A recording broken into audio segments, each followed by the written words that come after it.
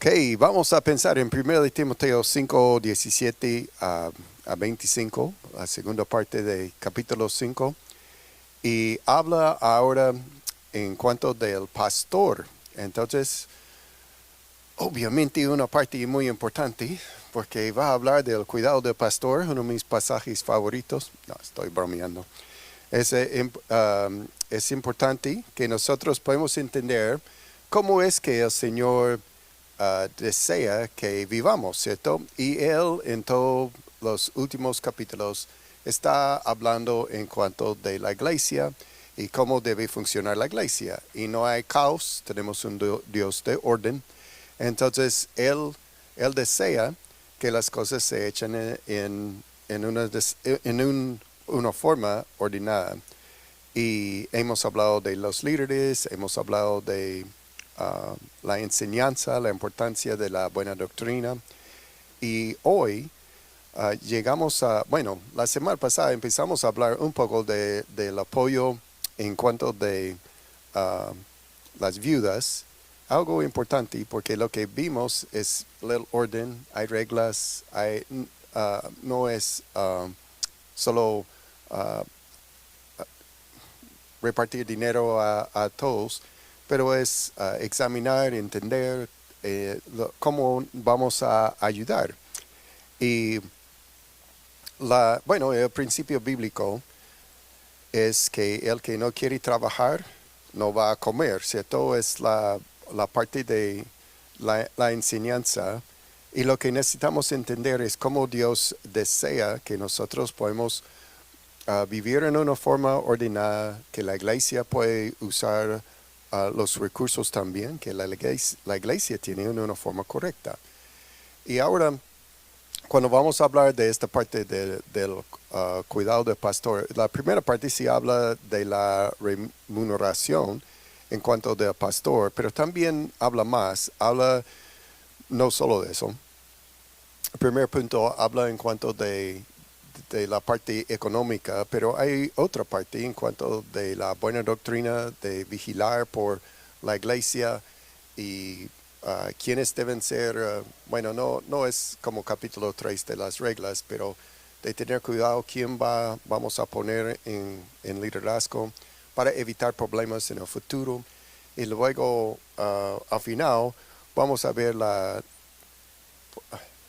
a entender nuestra realidad. Las cosas no van a siempre salir exactamente como queremos, pero queremos intentar hacer las cosas en la forma correcta y con el propósito de evitar problemas. Yo sé que todos ustedes han escuchado de iglesias donde hay pastores que han fallado, han pecado, bueno, desafortunadamente la mayoría descubiertos por otros y luego hay una confrontación. Bueno, vamos a ver en el pasaje también la importancia de que sí haya una confrontación.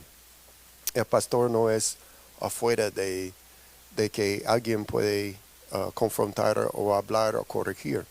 No, debe haber también confrontación si el pastor está mal. Entonces, vamos a meternos en versículo 17 y espero que va a ser mucho más claro mirando el pasaje. Entonces, ahora versículo 17 dice, los ancianos que gobiernan bien sean tenidos por dignos de doble honor. Bueno, esa es la parte que me gusta. Mayormente los que trabajan en predicar y enseñar, pues la escritura dice, no pondrás bozal al buey que trilla, y digno es el obrero de su salario. Ok, yo me gusta porque es lo que yo hago. Entonces, el primer punto habla de esta parte de la remuneración. Entonces, el que trabaja debe recibir un pago. Ese es el principio que está dando aquí, que es el que está trabajando duro, es un punto. Y entonces yo creo que ese es otro punto importante en cuanto a cualquier pastor. El pastor puede ser una persona muy perezosa o puede ser una persona que trabaja duro. Lo que está hablando aquí es de que ha visto que es una persona que trabaja duro, que es una persona que está invirtiendo en las personas y está invirtiendo en el tiempo en la enseñanza de la palabra de Dios. Y entonces trabaja en predicar. Es una idea de alguien que está luchando por servir a la comunidad en cuanto de la predicación y enseñanza. La idea de predicar, de pronto si hay una diferencia entre enseñanza y predicar, la idea de enseñar es entender el pasaje y predicar animando y aplicando la palabra de Dios. La proclamación es la parte importante. Entonces hay en predicar, hay una proclamación y hay una claridad. La idea de enseñar es que estamos tomando los partes y sacando cada parte para entender mejor el pasaje. Entonces, empieza hablando que de los ancianos que gobiernan bien, es la palabra que vimos en capítulo 3, es la palabra obispo. Recuerda que hablamos de obispo, anciano y pastor, son tres palabras intercambiables en el Nuevo Testamento que habla de función en una forma diferente. El pastor como la persona que cuida, el anciano una persona con madurez y el obispo como una persona que organiza y está vigilando por el buen manejo. Ahora, de pronto en una iglesia grande puede haber un staff y hay diferencia de categorías y diferentes de personas que hacen diferentes partes de estas funciones. La mayoría de los pastores hacen los tres. Ese es el trabajo del pastor, de cuidar, de enseñar, de estar vigilando por el buen manejo de la iglesia y también que está con madurez enseñando, llevando la congregación. Entonces, que gobiernen bien, sean tenidos por dignos de doble honor. La semana pasada hablamos en versículo 3, honra a las viudas que en verdad lo son, es la idea de ayudar económicamente. Entonces, él usa esta palabra como eufemismo, es una metáfora que nos ayuda a ver que es la idea de apoyar económicamente. Ok, yo no creo que aquí está diciendo que siempre hay que tener cuidado que la persona que está enseñando tiene doble de salario de cualquier otra persona, pero es la idea de así ayudar a que sea generoso con la persona que está enseñando la palabra. Vamos a 1 de Corintios, capítulo 9, por favor. Y vamos a ver el mismo principio en 1 de Corintios.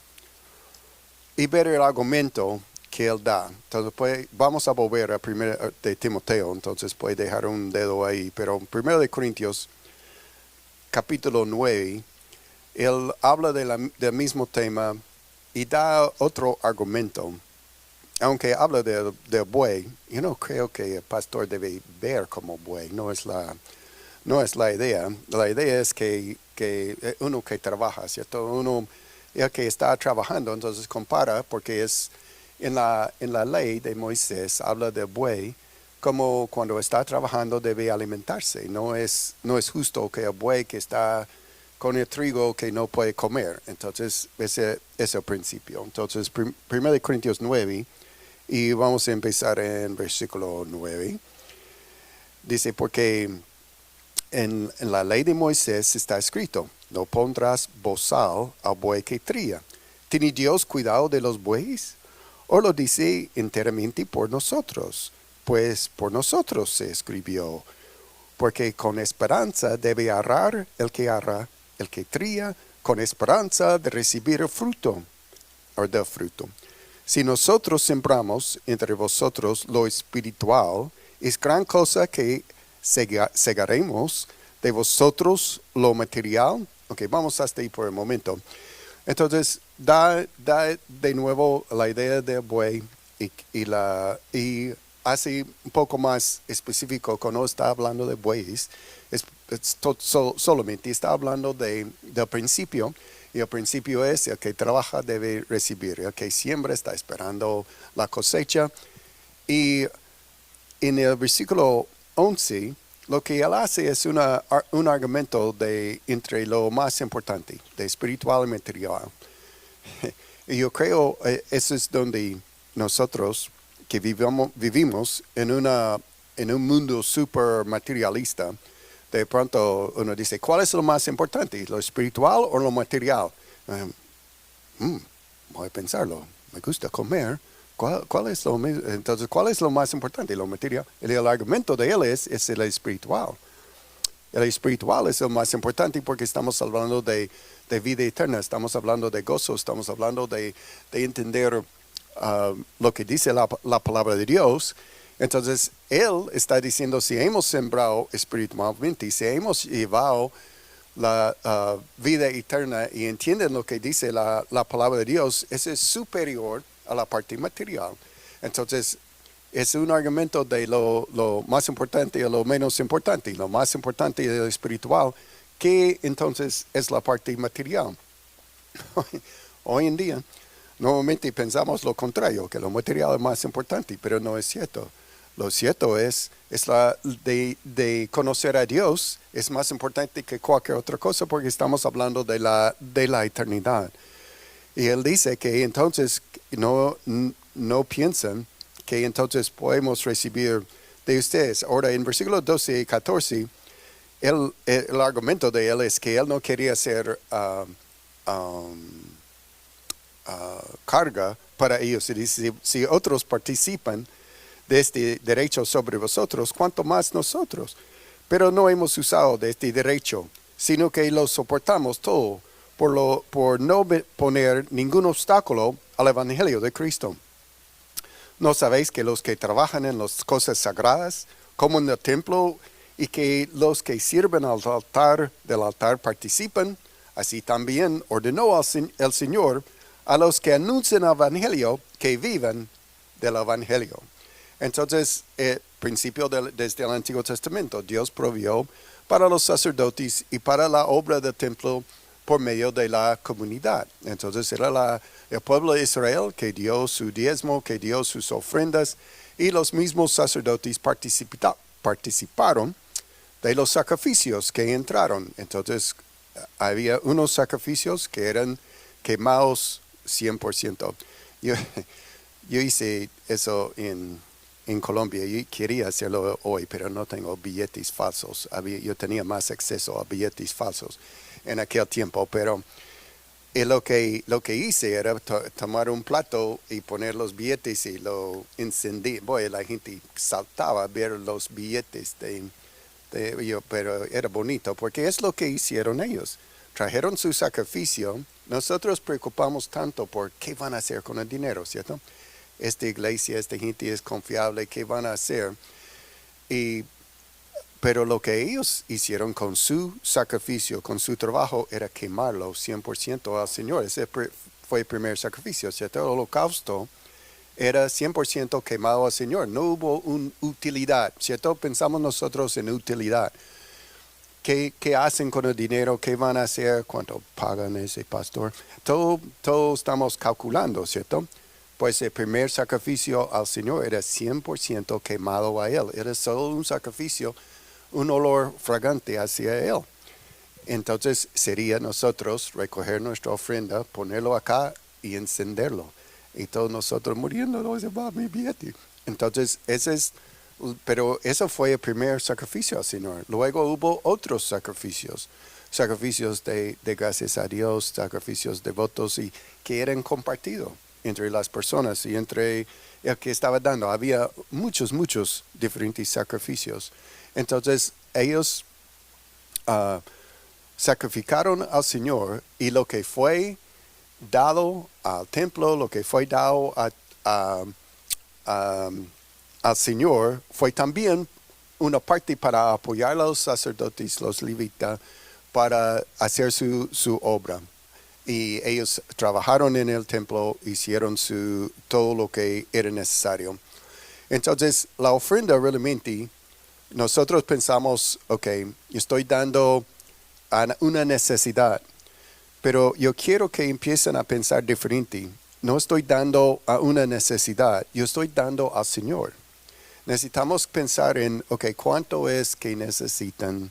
Y yo voy a ver cuál es mi porción. No, yo necesito mirar qué es lo que el Señor quiere de mí en mi presupuesto y darlo al Señor. Yo estoy dando al Señor primeramente.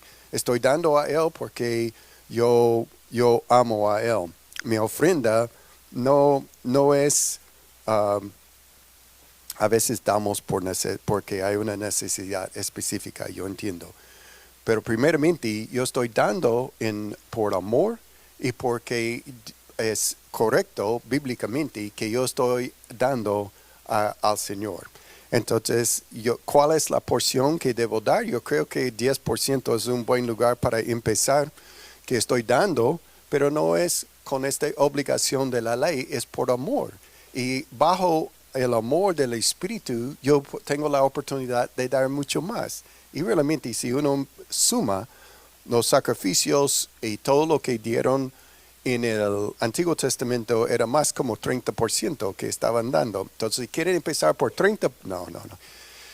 No todos mueren. Entonces, la idea es que yo necesito dar con generosidad al Señor. Yo necesito dar con mi corazón. Yo necesito dar porque Dios me ha dado tanto. Nosotros pensamos, yo doy un poquitico y lo que queda es para mí. Tenemos que recordar que 100% es del Señor. Yo soy mayordomo de lo que Dios me ha dado a mí. Y es correcto, aquí en 1 Corintios, es correcto que el que anuncia el Evangelio vivan del Evangelio. Algunos me han preguntado, ¿pero qué haces aquí? ¿Cuál es su trabajo? Muchos me han preguntado, ¿pero cuál es su trabajo? Mi trabajo es lo que yo estoy haciendo. Mi trabajo es ser llamado a ser pastor para anunciar el Evangelio. Yo no tengo otra vocación. Si salgo de predicar a ustedes, voy a buscar trabajo en Walmart, porque yo no tengo yo no estudié otra cosa, yo no soy arquitecto, no soy abogado, no soy nada.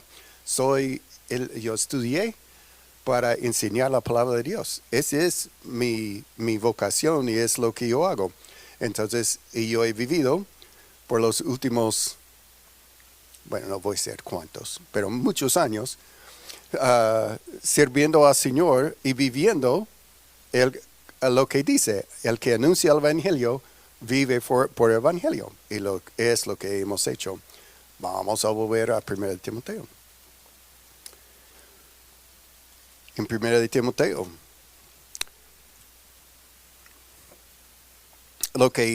entonces lo que él dice en capítulo 5, quiero decir una cosa más antes de seguir. Yo he recibido mi pago 100% en los últimos 36 años y no estoy enseñando eso por necesidad, ¿ok? No tienen que sentir culpables ni sentir que el pastor está regañándonos y va a estar en la puerta revisando billete cuando salimos. No, nada que ver.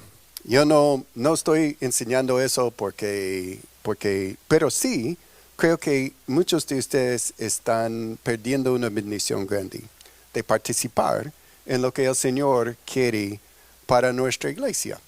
Porque es cierto que aunque hemos crecido numéricamente, nuestra ofrenda ha bajado.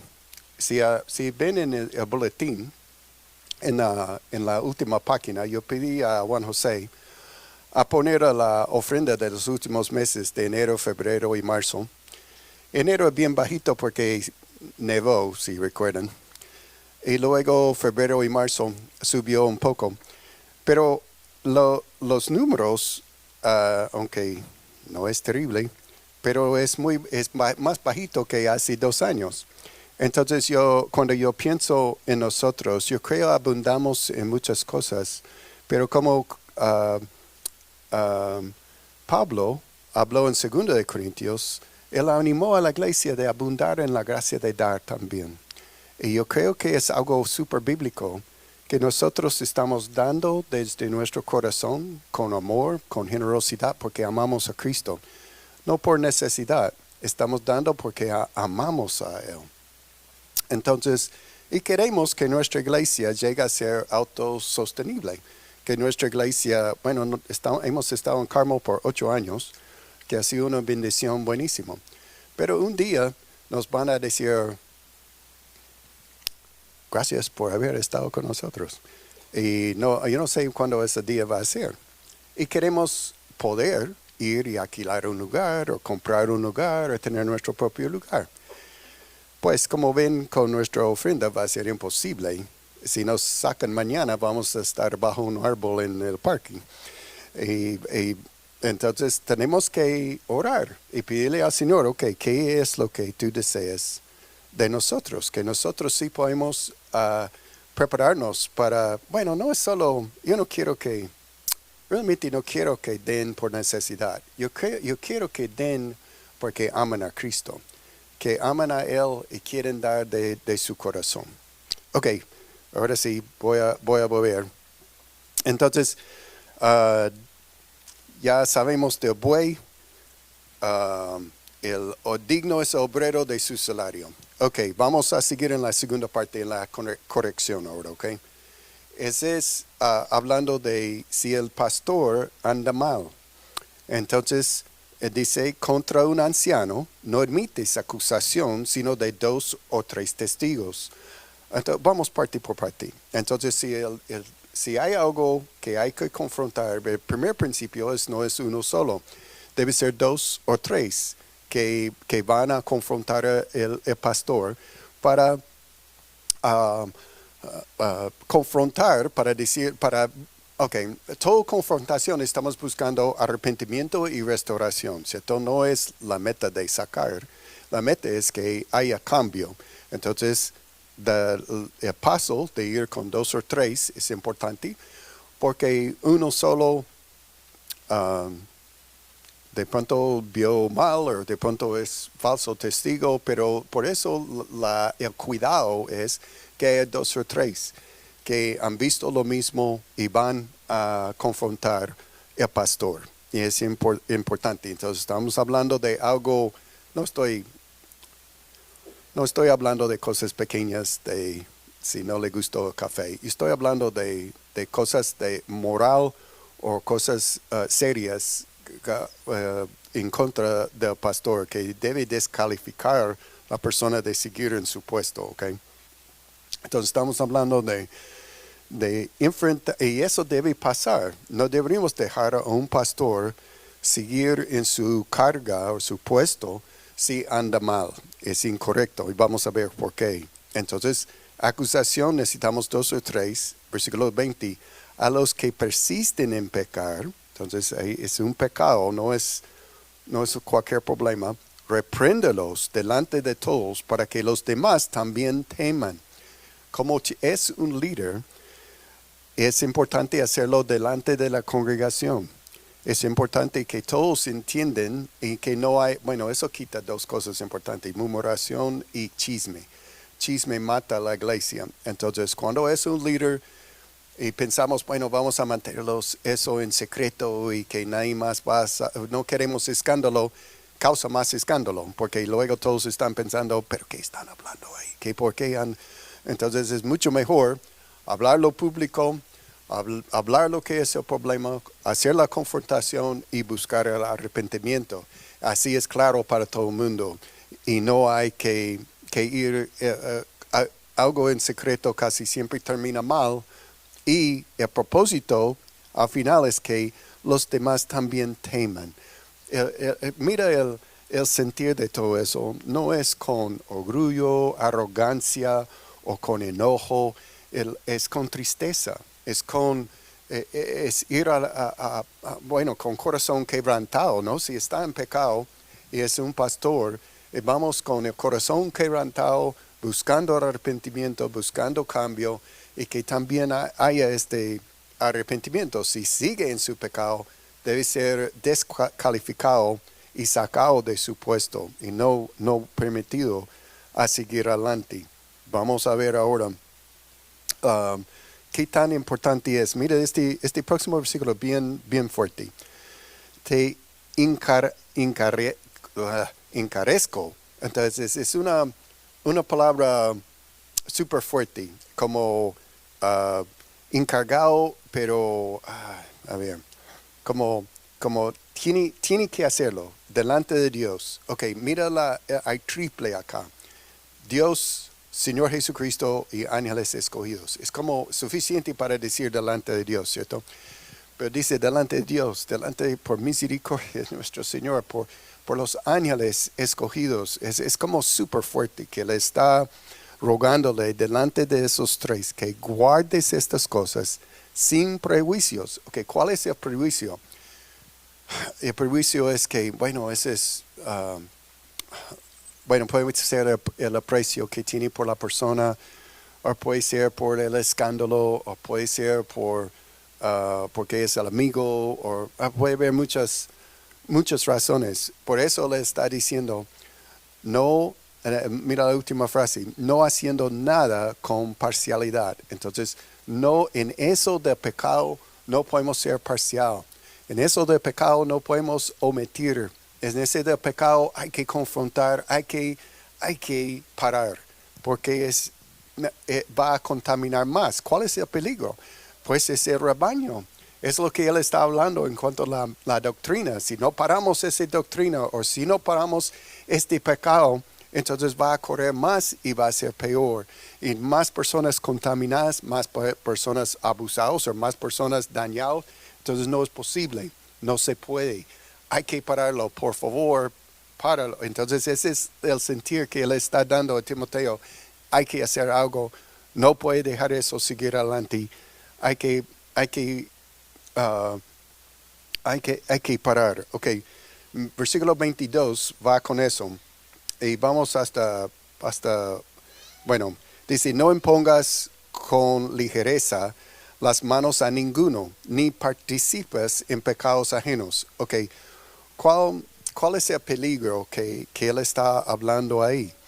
Que la tentación, yo creo, para todos las personas en la iglesia es siempre que necesitamos líderes, necesitamos obreros, necesitamos personas. Eso es lo que dice el Señor.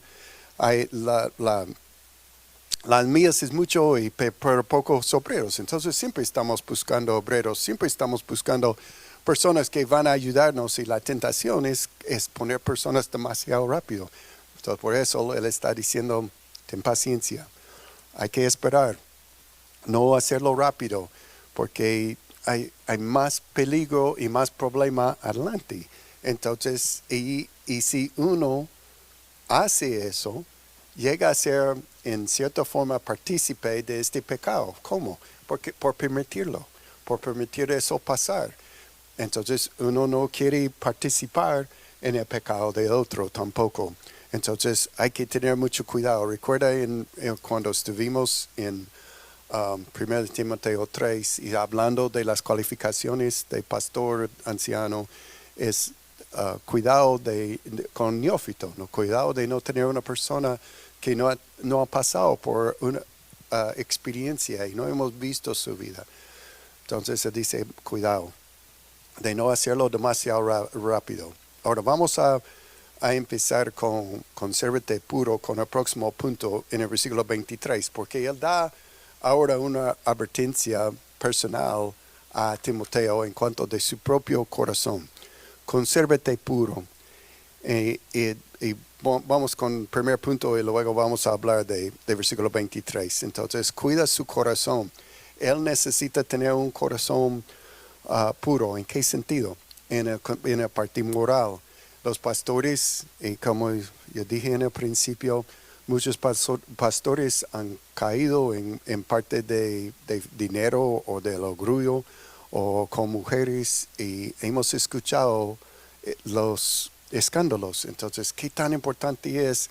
Consérvate puro, mantenga su corazón puro, cuidado con lo que haces. Esa es la primera advertencia. Versículo 23, él dice, ya no bebas agua, sino usa de un poco de vino por causa de tu estómago y tus frecuentes enfermedades.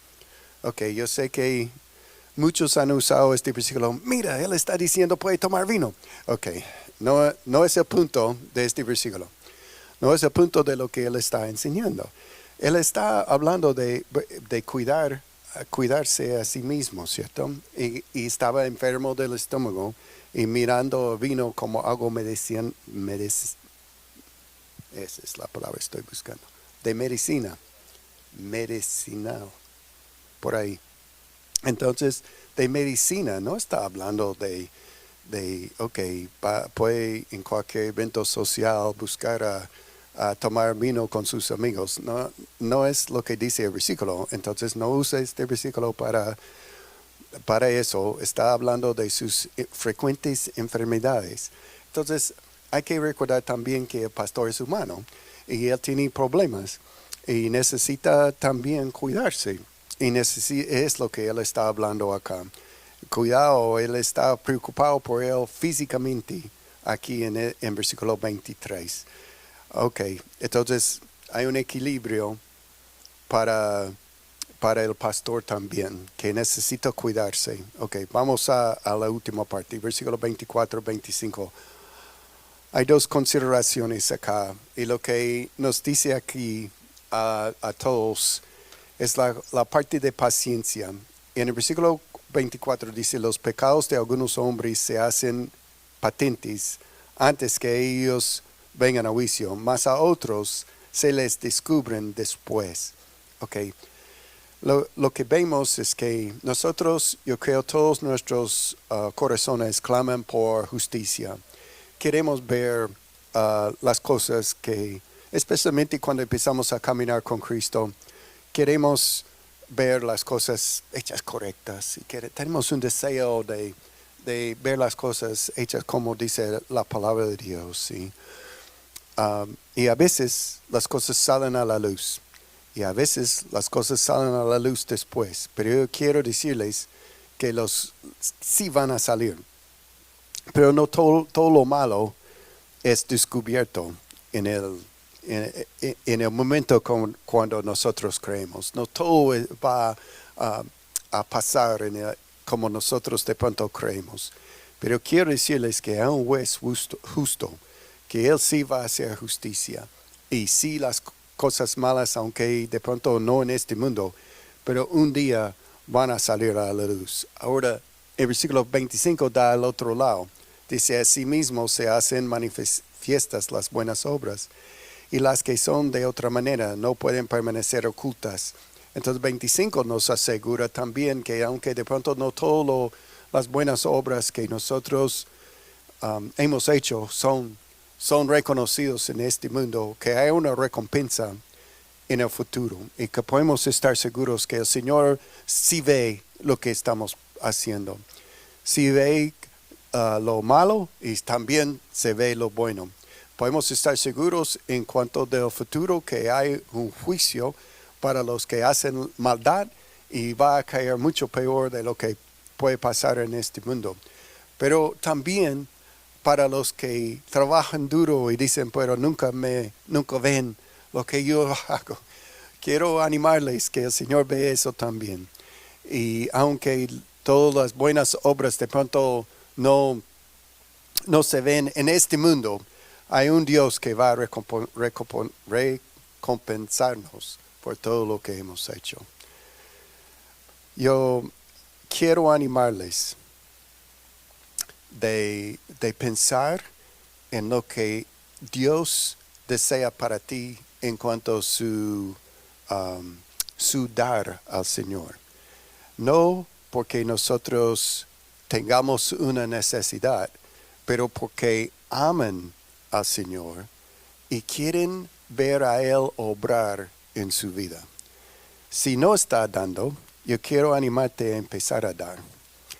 Si está dando algo, pero es como limosna, que solo da un poquitico al Señor para su conciencia, no es la idea. La idea es buscar al Señor en oración. Pedirle a Él lo que Él desea para ti. De dar con generosidad al Señor porque amas a Él y has visto lo que Él ha hecho en su vida. Y ver cómo Dios va a obrar en su vida. Espero que nosotros de pronto en otro momento podemos hablar más en cuanto de la ofrenda, porque yo creo es algo muy importante, pero vamos a parar para hoy.